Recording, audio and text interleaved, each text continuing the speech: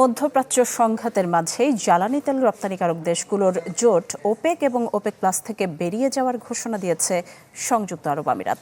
আমিরাতের এমন সিদ্ধান্ত বৈশ্বিক জ্বালানির বাজারে নতুন করে অস্থিরতা তৈরি করবে বলে মত বিশ্লেষকদের। মধ্যপ্রাচ্য সংঘাত, হরমুজ প্রণালীর অস্থিরতায় যখন টালমাটাল বৈশ্বিক জ্বালানির বাজার, ঠিক তখনই ওপেক ও ওপেক প্লাস জোট থেকে বেরিয়ে যাওয়ার ঘোষণা দিল সংযুক্ত আরব আমিরাত। আমিরাতের জ্বালানি মন্ত্রী সুহাইল মোহাম্মদ আল মাজরুই জোট ছাড়ার ঘোষণা দেন।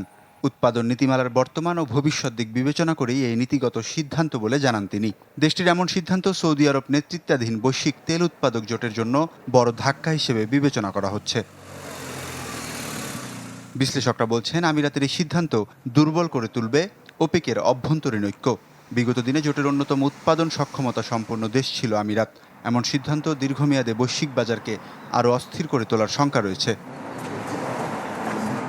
এই ঘটনা আমিরাত ও সৌদি আরবের শক্তিশালী জোটে ফাটলের ইঙ্গিত বলেও বিবেচনা করা হচ্ছে। তবে ওপেকের বাইরে থেকে আরও স্বাধীনতা পাওয়ার সম্ভাবনাও রয়েছে আমিরাতের। তবে সবশেষে ভবিষ্যৎ বৈশ্বিক তেল সরবরাহ দামের ওপর প্রভাব পড়বে বলে মত বিশ্লেষকদের। ওয়ালিউল্লাহ ফারুক, চ্যানেল 24।